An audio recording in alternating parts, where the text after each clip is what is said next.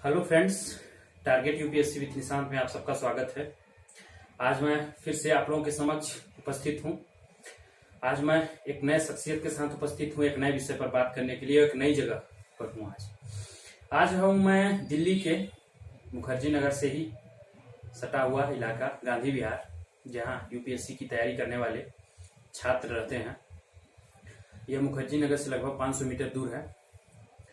तो आज हम अपने मित्र अभिषेक के रूम में हैं गांधी विहार में, और आज जानेंगे उनसे गांधी विहार की छात्रों की दिनचर्या, उनकी रणनीति क्या है, अभिषेक की दिनचर्या क्या है, यहाँ का माहौल तैयारी का। तो आइए हम अभिषेक जी का परिचय करवाते हैं। अभिषेक जी हैं मध्य प्रदेश से, और ये इंजीनियरिंग के छात्र हैं, रह चुके हैं, इंजीनियरिंग की कंप्लीट हो चुकी है, और वर्तमान भी ये विगत 2.5 वर्ष से दिल्ली के गांधी विहार में रहकर तैयारी कर रहे हैं। और इनसे मिलने से पहले, इंटरव्यू करने से पहले मिलकर मुझे इनकी रणनीति थोड़ी अच्छी लगी यूपीएससी की तैयारी की, इसलिए मुझे लगा कि इनकी रणनीति जो है आप सबको मैं बताऊं, साझा करूं आपसे, क्योंकि ये रणनीति मुझे अच्छी लगी और तैयारी में काफी मददगार हो सकती है आपके अंतिम चयन में। तो अभिषेक जी से आपको रूबरू करवाते हैं। अभिषेक जी, आप मुखर्जी नगर में तैयारी कर रहे हैं जी, और कुछ कोचिंग संस्थानों से भी जुड़े रहे हैं जी। तो ये बताइए मुझे कि कैसी होती है गांधी विहार के छात्रों की दिनचर्या, यहाँ का अध्ययन वातावरण कैसा है, और पाठ्य सामग्री भी कहते हैं कि यहाँ ठीक ठाक से उपलब्ध हो जाती है जी। और शायद अभी मैंने बताया कि माहौल जो है यहाँ का मुखर्जी नगर से ही सटा है, बच्चे रहते हैं। तो कुछ सीनियर ऐसे हैं जो अंतिम चयन कर ले चुके हैं, या जो कुछ इंटरव्यू के स्तर तक पहुंचे हैं, जो आपके मित्र हैं, आपने जैसा बताया, तो उनका क्या कैसा गाइडेंस मिल जाता है, इन सब पर आप चर्चा करिए। गांधी विहार के छात्रों की दिनचर्या से लेकर रणनीति से लेकर गाइडेंस तक। जी, मैं चूंकि यहाँ पर मैं 2.5 वर्ष से रह रहा हूँ और मैं तैयारी कर रहा हूँ, क्योंकि मैं कोचिंग भी जाता था और वहाँ से भी मुझे गाइडेंस अच्छा मिला। और उसके बाद क्या होता है कि कोचिंग में कुछ टीचर तो अच्छे रहते हैं और कुछ कंटेंट अच्छा रहता है, लेकिन सभी कंटेंट कोचिंग का काम का नहीं होता है। जैसे हर एक व्यक्ति के अंदर कुछ अच्छाइयाँ होती हैं और कुछ बुराइयाँ होती हैं, ऐसे ही हर कोचिंग के अंदर कुछ अच्छे टीचर होते हैं, कुछ मतलब उतना उपयोग का कंटेंट नहीं रहता है, जिससे वजह से हमको कुछ कंटेंट बाहर से लेना पड़ता है। तो उसी के लिए जैसे अलग से भी मैंने दृष्टि आई की कोचिंग लिया हुआ, तो उसमें से कुछ सब्जेक्ट तो अच्छे थे, लेकिन कुछ सब्जेक्ट की मैंने बाहर से अलग से मैंने बाहर से मतलब लेकर के मैं तैयारी। जी जी। होता है आपकी तैयारी में, जैसे कुछ सब्जेक्ट ऐसे होते हैं जिसके लिए आपको स्पेसिफिक सब्जेक्ट या स्पेसिफिक टीचर ही चाहिए, वो और एक स्पेसिफिक प्लेटफॉर्म पर वो सारे गाइडेंस एक साथ उपलब्ध हो पाना थोड़ा सा मुश्किल हो जाता है। जी जी। तो अभिषेक जी का ये कहना है गाइडेंस पर, क्योंकि आप ऐसी जगह भी रहते हैं, तो मतलब यहाँ पे ऐसे सीनियर्स भी आपको मिल जाते हैं, क्योंकि आप एक यूपीएससी वाले जगह पे रह रहे हैं, जहाँ पे चूंकि मैं जिस जगह पे रह रहा हूँ यहाँ पे आपको तकरीबन 90 से 95% छात्र यूपीएससी वाले ही हैं। और कुछ यहाँ पे बच्चे जैसे मेंस दे रहे हैं, मेरे दोस्त ही कुछ मेंस दे रहे हैं, कुछ इंटरव्यू दे रहे हैं, तो उनसे लगातार रहता हूँ। और चूंकि डिस्कशन भी होता रहता है कि क्या अच्छी रणनीति बनाई जाए ताकि हमारा सिलेक्शन अच्छा रहे। कुछ ऐसे मित्र हैं या हमारे जो सीनियर जो सेलेक्ट भी हो चुके हैं, बीच बीच में उनका गाइडेंस मिलता रहता है, तो मतलब तैयारी चल रही है। और जैसा मैंने देखा और आपने भी बताया कि यहाँ छात्रों के लिए एक स्वस्थ माहौल भी है, जैसे पार्क की सुविधा है और रनिंग ट्रैक की भी सुविधा है। तो उसका आपकी तैयारी में कैसे आप उसका उपयोग करते हैं, या यहाँ के छात्र कैसे उपयोग करते हैं?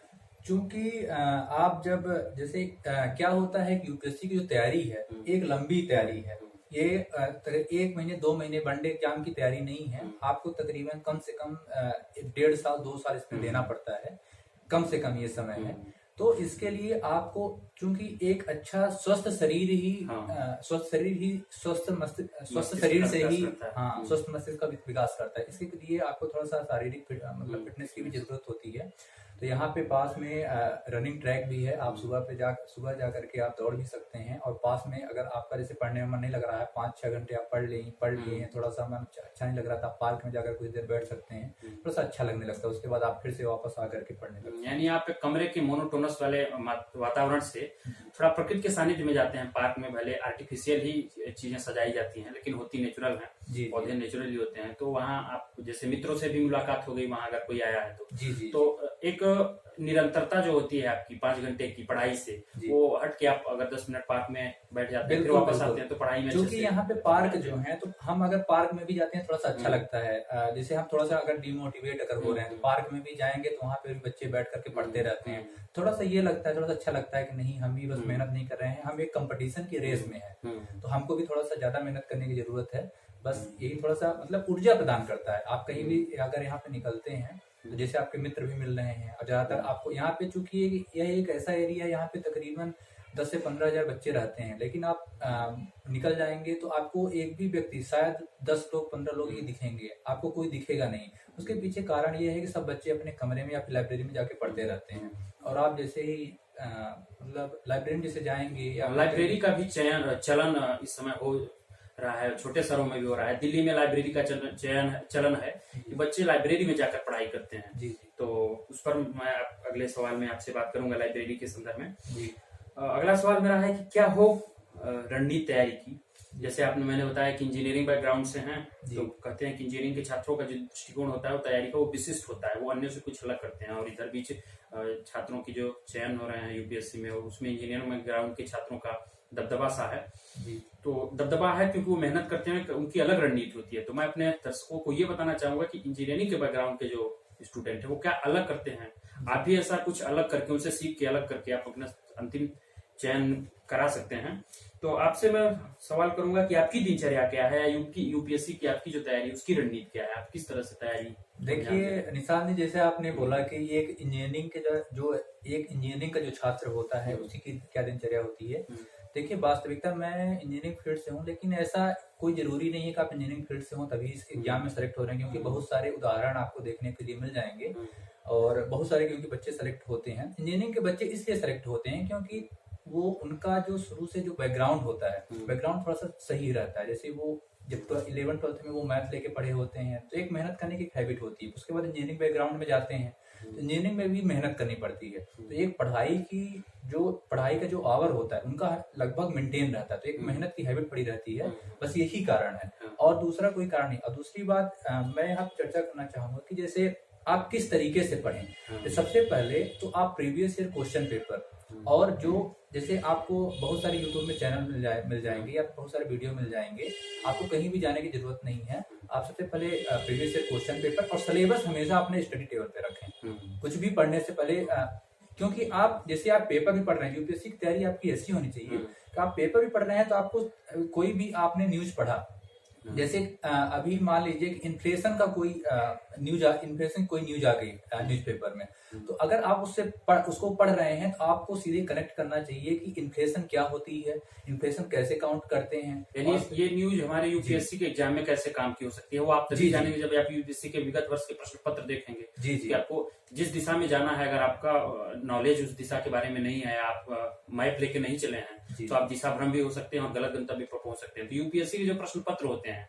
वो आपको एक राह दिखाते हैं। भाई उस संस्था ने ही पेपर बनाया है जो आपका चयन कर रही है, उसी संस्था को पेपर बनाना है आपके अगले एग्जाम के लिए। तो ब्लूप्रिंट एक माइंड में हो जाता है कि कैसे यूपीएससी सवाल कर रही है और आगे कैसे सवाल पूछने की उम्मीद है। तो इस तरह से अभिषेक जी की रणनीति थी कि विगत वर्ष के प्रश्न पत्र को शामिल करते हुए और जो भी स्टैंडर्ड बुक हैं तो उनको आप लेकर के चलें। स्टैंडर्ड बुक के बारे में मेरा एक सवाल है, जैसे दर्शक होते हैं अधिकांश सोचते हैं कि अगर हम कोचिंग के नोट्स से इसको रिप्लेस कर दें, स्टैंडर्ड बुक न पढ़ें या एनसीईआरटी भी न पढ़ें, डायरेक्ट किसी कोचिंग के नोट से पढ़ लें, कंप्लीट कर लें, तो इसमें स्टैंडर्ड बुक की क्या भूमिका है, क्या उसको स्किप किया जाना चाहिए?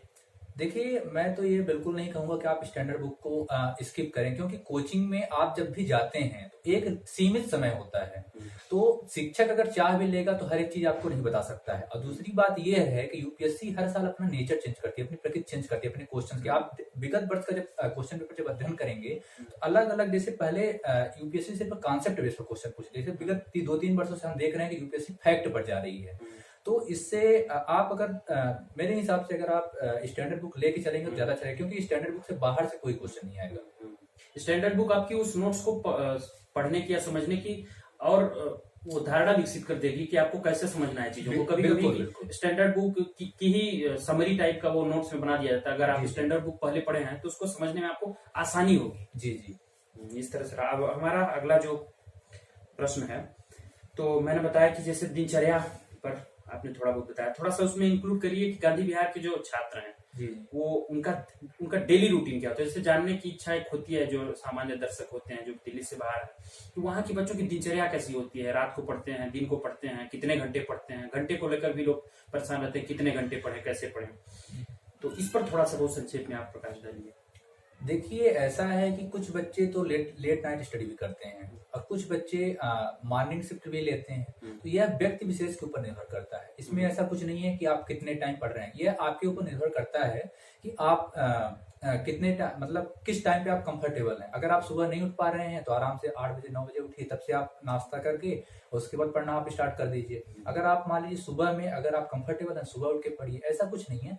बस इसमें यह है कि आप एक कंटिन्यूटी बनाए रखें। और इसमें जो आवर वाली बात है, घंटे वाली जो बात है, तो घंटे से कुछ नहीं होता। मेन होता है डेली टारगेट। हाँ, ये बात मैंने आप जो डेली टारगेट बताया रखें उसको पूरा करें। आप छोटे छोटे टारगेट से रखें और प्रीवियस क्वेश्चन पेपर देखते रहें और 1 साल 1.5 साल का आप शेड्यूल बनाएं कि हमको अपनी तैयारी को एग्जाम से पहले ऐसे ऐसे करके कंप्लीट करना है, पूरा सिलेबस खत्म करना है और एक बार नहीं कई बार खत्म करना है। हाँ, ये सबसे बड़ी बात इन्होंने कही कि जब आप टारगेट बना के पढ़ते हैं और टारगेट आपका खत्म होता है तो आपको अंदर से खुशी मिलती है कि मैंने कुछ पढ़ लिया है जी। तो आगे की प्रेरणा भी मिलती है। चलिए दो चैप्टर हमने आज खत्म कर दिए, अब कल 3 चैप्टर खत्म करना है। तो टारगेट वही कहेंगे मैंने कि दिशा सूचक यंत्र की तरह है कि अब जब आप टारगेट बना के कोई तैयारी करते हैं, चाहे कोई युद्ध भी आप करें, तैयारी करें या कोई भी काम करें, आप जब टारगेट बनाकर करते हैं तो वो मुकम्मल होता है। जी। तो अभिषेक से एक अंतिम सवाल लूंगा। जो बच्चे गांधी विहार के बारे में नहीं जानते हैं, थोड़ी बहुत प्रकाश हमने डाल दिया। गांधी विहार का बजट क्या है, यहाँ रूम की उपलब्धता कैसे, माहौल पर तो आपने चर्चा कर ली। बहुत संक्षेप में बताइए, जो बच्चे अभी आना चाह रहे हैं जैसे दिल्ली, उनको अगर आना हुआ कभी जी तो वो, या जैसे उनके मन में पशुपेश होता है कि वहाँ का बजट बहुत ज्यादा होगा या हम अफोर्ड नहीं कर सकते, तो एक जानकारी उनको आप प्रोवाइड करिए। यहाँ के छात्र हैं तो जी क्या है यहाँ? देखिए, मैं तो अकेला रहता हूँ यहाँ पे, क्योंकि अकेला रहता हूँ तो रूम रेंट भी मुझे अकेले देना पड़ता है, पूरा खर्चा भी मुझे अकेला करना पड़ता है। तो मेरा एक मंथ का बजट 12 से 13 हजार रुपए होता है और आप यहाँ पे 2 लोग भी रह सकते हैं, इसमें कोई भी दिक्कत नहीं। मेरे बहुत सारे दोस्त भी रह रहे हैं, तो उनका जो लोग 2 लोग रहते हैं उनका 7 से 8 हजार रुपए एक महीने का बजट होता है। और कोई रूम उपलब्धता की इसमें यहाँ पर कोई भी दिक्कत नहीं। आप किसी भी समय आए, यहाँ पे बहुत सारे रूम दिखाने वाले ब्रोकर रहते हैं। आपको जैसे ही आप आएंगे किसी से भी संपर्क करिए, आपको रूम दिखा देंगे। एक से अच्छे रूम रहते हैं यहाँ पे, बहुत ही आसानी से रूम भी उपलब्ध हो जाते हैं। लगभग महीने में अगर एक औसत छात्र गांधी विहार में जी सामान्य तरीके से रहना चाहे तो लगभग कितने बजट में वो आसानी से यहाँ रह सकता है? 7 से 8 हजार। 7 से 8 हजार। यानी दर्शकों, आपको बहुत परेशान होने की जरूरत नहीं है। छोटे शहरों में जैसी सुविधा के साथ आप रहते हैं, जितना बजट है वहाँ की अपेक्षा दिल्ली में लगभग 1000-2000 का ही अंतर है। यहाँ 7 से 8 हजार बजट है और आसानी से बच्चे अपनी सभी जरूरतों को पूरा करते हुए अच्छे से रह के तैयारी करते हैं। तो ये रही अभिषेक की रणनीति और आज हम इस वीडियो में इतना ही आपका समय लेंगे, इतनी ही बातें करेंगे। अगली दिन किसी अन्य मुद्दों पर बात करेंगे। मैं भी कुछ बोलना चाहता हूँ अंतिम आपको सलाह देना चाह रहे हैं। जी मैं ये बोलना चाह रहा हूँ कि जो भी दर्शक लोग देख रहे हों, जो भी आप लोग देख रहे हैं वीडियो को, तो निशांत जी का चैनल सब्सक्राइब करें, लाइक करें, ज्यादा से ज्यादा शेयर करें। हमारे मित्र हैं, बहुत अच्छे हैं। अच्छी से अच्छी जानकारी आप तक पहुंचाऊंगा इस वीडियो के माध्यम से। और अगर आप सब्सक्राइब करेंगे तभी और बेल आइकन प्रेस करेंगे तभी आपके पास नोटिफिकेशन पहुंच जाएगी। जी तो आपको हर एक एग्जाम के बारे में एक एक स्टेप की आपको जानकारी देंगे। जी धन्यवाद।